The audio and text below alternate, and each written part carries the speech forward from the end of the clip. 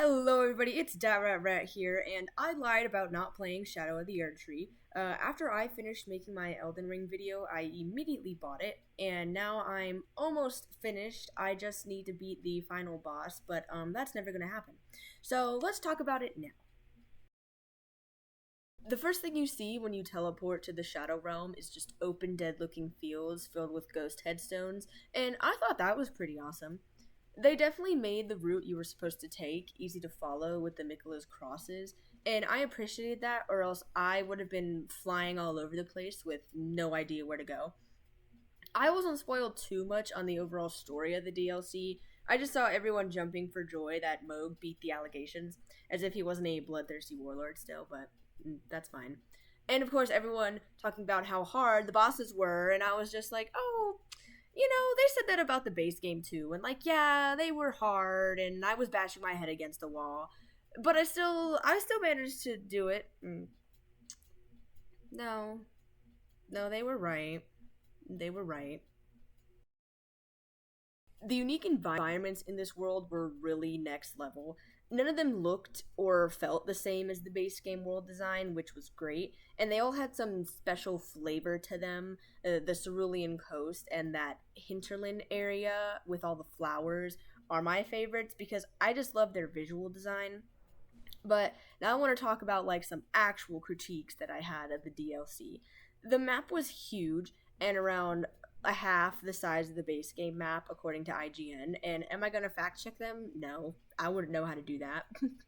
But it was painfully empty. There wasn't much on the map that you couldn't visibly see and point out on it if you were trying to find places to go. So, like, if you're looking at the map and then you see the little icons or whatever and you go there, there's going to be something there. But all of the empty space really was just empty space. I ran across like 4 dungeons, and that depends on how you define like a dungeon or a catacomb. But I'm thinking of those 2 mausoleums. There might be a couple more, but I explored the map pretty well, trying to find all those freaking Erdtree fragments.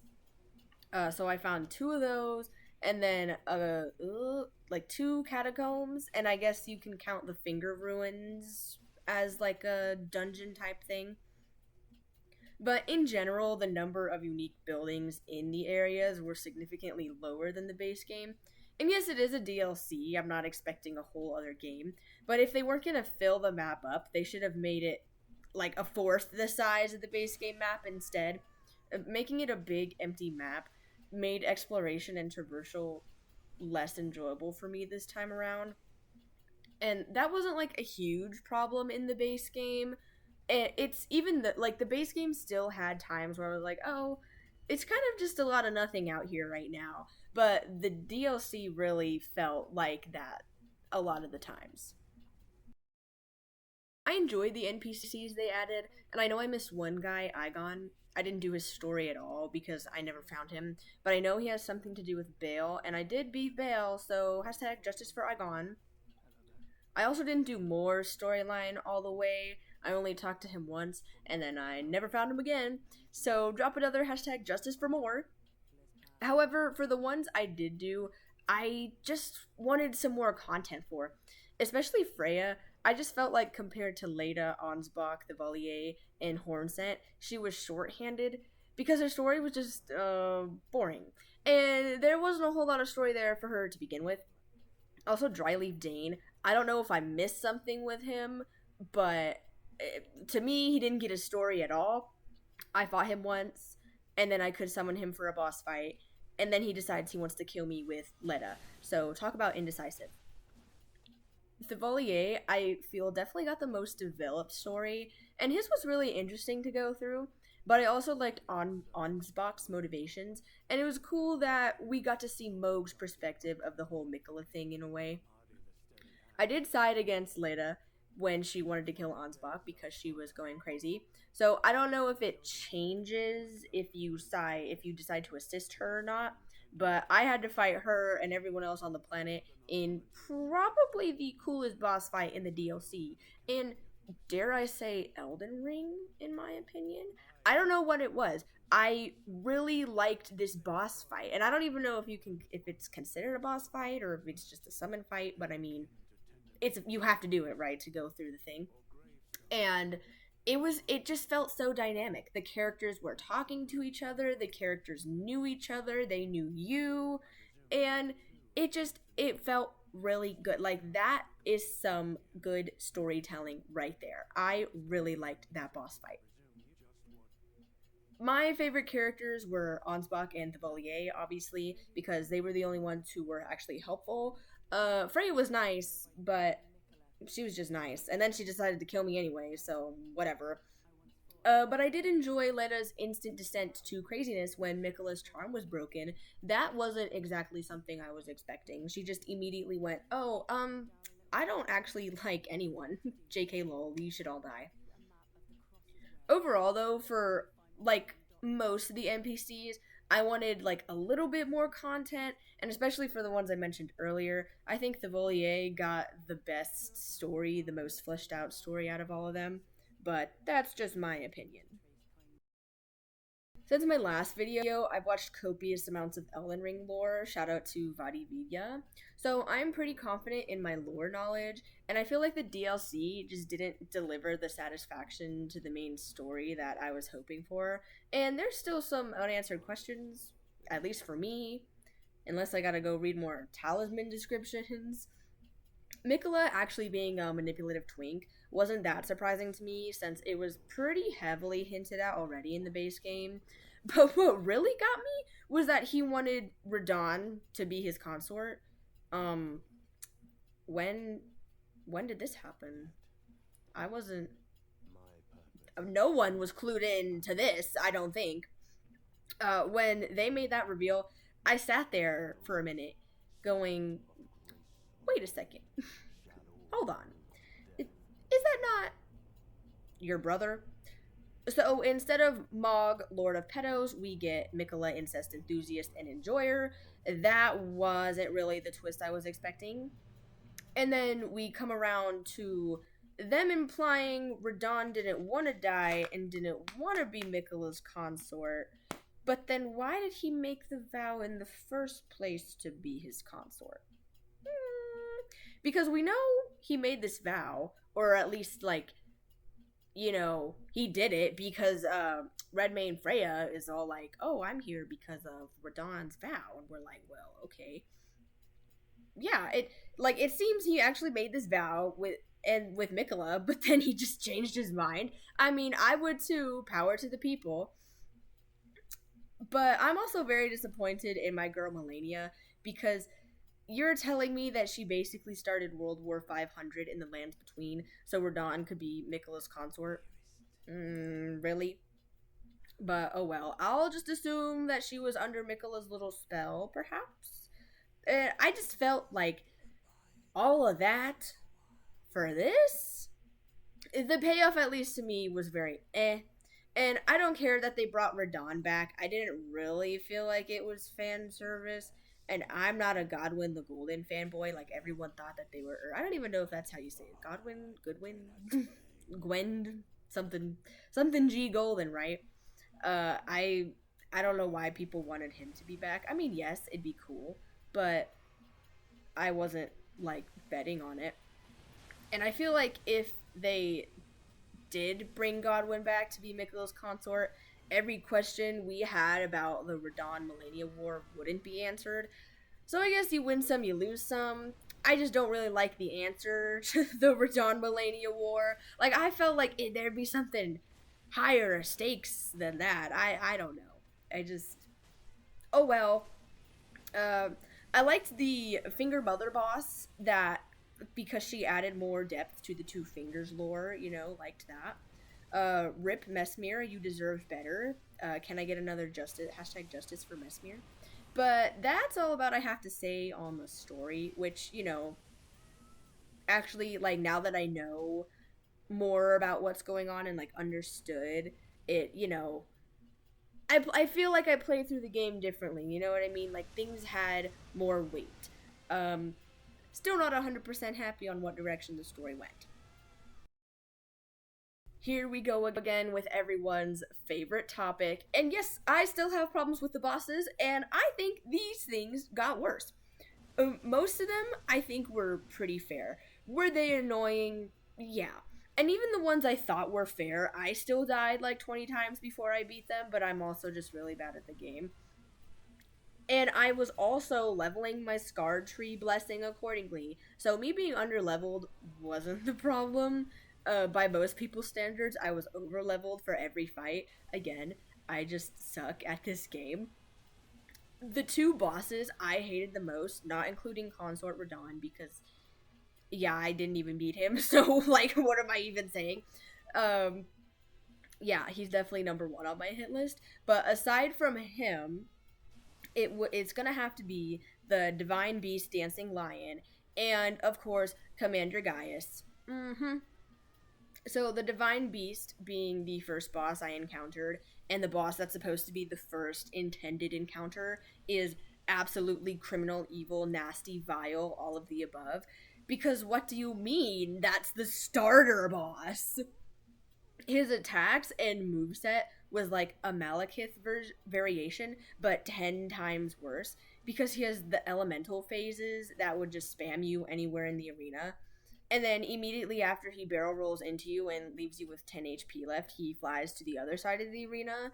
And instead of running over to attack him, I have to wait and heal. Even with the Mimic Tier and Freya as a summon, I was getting demolished to oblivion. Half of the fight, I just let them fight him because I was like, I'm gonna die if I get over there. Commander Gaius, I tried about 50 times to fight the normal way, and then I gave up and fought him around the corner of the building because, yeah, no.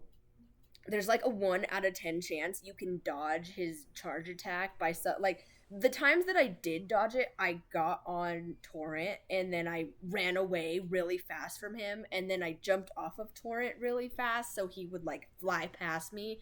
But that's a lot of work.